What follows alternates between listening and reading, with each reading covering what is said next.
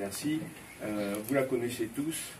Bon, cette fois-ci, il manque les fleurs, mais bon, nous avions hier des occupations un peu spéciales. Mais elle se suffit elle-même, quoi, je veux dire. La fleur, nous l'avons voilà, c'est la fleur des fleurs, oui. si je puis dire.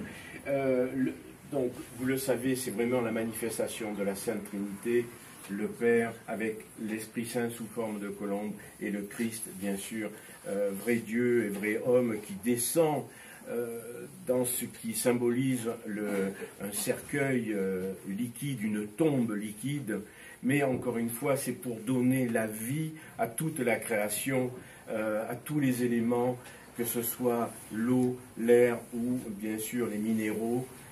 Elle est un petit peu édulcorée, mais j'aimerais, puisque ce n'est pas de mon œuvre, Père, mais moi je me suis inspiré d'une icône de Novgorod où on représente les anciennes divinités qui sont au plus profond de l'eau, avec le Léviathan, etc. Et on voit les poissons qui bougent aussi, et pour signifier avec ces vagues qui remontent que le Jourdain est remonté à la source, à sa source. Et véritablement, lorsque nous avons pris le baptême, lorsqu'on a été baptisé, mais là avec l'Esprit Saint, puisque le Christ, lui, a donné cette dimension, Saint Jean-Baptiste, le précurseur, lui, c'était le baptême de purification, de repentance. Et donc dans l'eau, c'est pour ça que le Christ s'est soumis à la loi, puisqu'à l'époque c'était la loi, et donc il a accompli, il a dépassé, et l'Esprit Saint, bien sûr, nous a baignés tous, puisque, et aujourd'hui encore, avec la chrismation, l'Esprit Saint est venu sur chacun de nous. C'est vraiment le baptême aussi de régénération. Et pour vous dire que le baptême, chaque fois qu'il y a un baptême, c'est toute la communauté qui se sent régénérée. Nous partageons ce baptême. C'est comme si nous y étions, Père, en permanence. Et ne l'oublions pas, c'est vraiment le baptême de purification, de repentance, comme nous disait, de purification de nos péchés aussi. Et le Christ a vraiment vécu toute notre vie d'homme. Bien sûr, il était sans péché, mais il a accompli tout cela.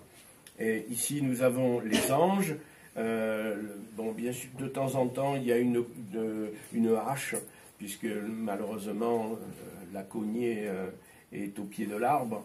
Et puis, que dire d'autre, Père, c'est déjà pas mal. Voilà, c'est déjà pas mal. Père, mais... Sauf peut-être, pour rajouter simplement qu'effectivement le baptême que nous allons vivre, nous allons vivre lorsque nous devenons chrétiens, enfants ou adultes, c'est le baptême par lequel nous mourrons au vieil homme lorsque nous sommes enterrés dans l'eau, comme si nous nous noyions, et au moment où nous sortons la tête, nous reprenons la respiration. Et le symbole, c'est la mort et la résurrection. La mort du vieil homme en nous, c'est-à-dire celui qui est tenu et retenu par le péché parce qu'il s'est éloigné de Dieu, et l'homme nouveau que nous vivons parce que le Seigneur est venu par son baptême, mais par sa présence, par son enseignement, est venu nous donner une nouvelle alliance